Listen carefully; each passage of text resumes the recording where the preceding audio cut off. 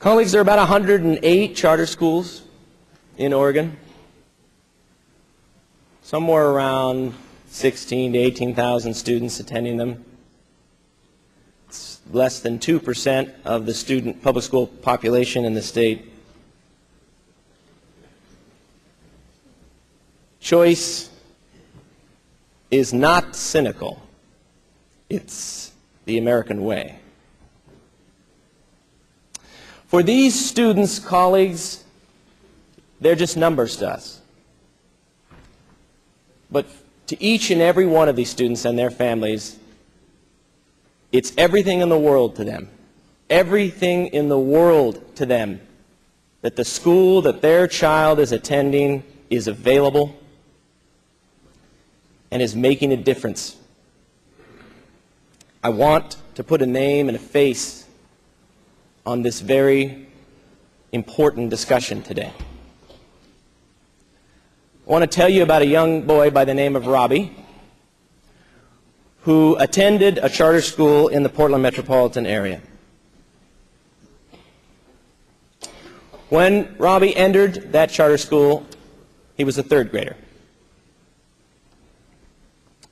Robbie's mom made it in the lottery to get into that school with a waiting list with tears of joy. She will tell you that she felt there was no hope for her son. Robbie was in this charter school until 8th grade. When he entered, he'd already been held back a year, had repeated kindergarten at a teacher's request. That's an unusual start. The public school that Robbie's mother had taken him out of had been telling her year after year that he had learning difficulties. They identified Robbie and put him in a special education class and gave him an IEP. They could not tell the parents what the problems were at many of the IEP meetings, but they did suggest that maybe he was ADHD. And they also suggested medication. Robbie's mom and dad didn't believe it. They believed he needed to be taught in a different way.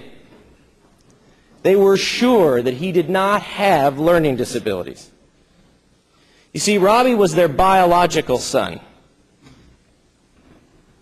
But they were also foster parents for 5 disabled children.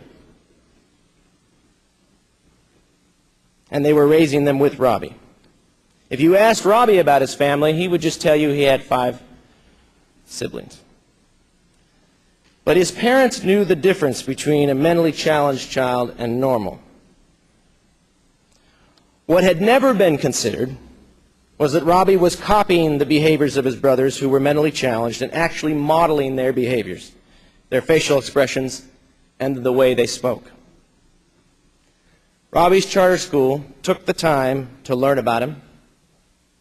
They went and visited him in his home, and they agreed, after visiting his home life and talking to his mother, that this was the issue, that his mentally challenged brothers were his role models.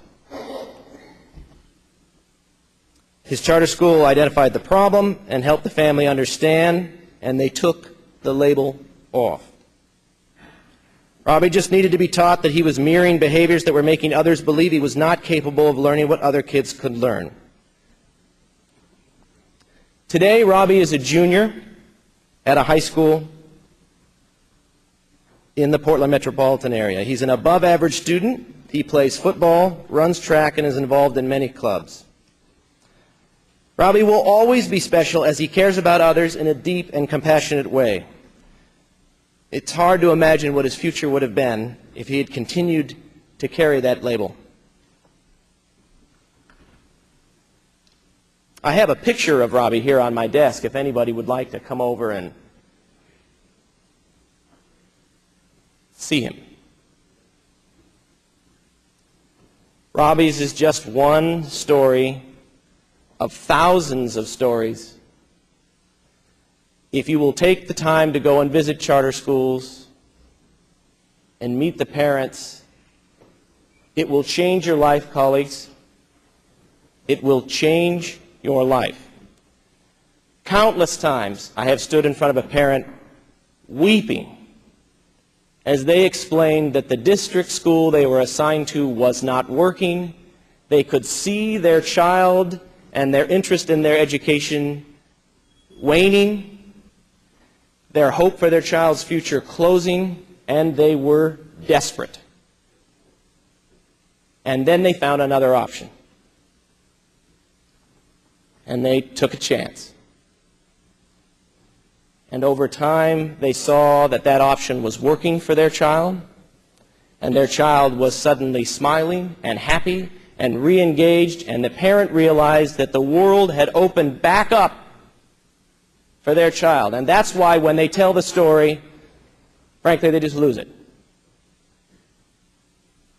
And then I lose it. Because it's that powerful. And it's that important to that family.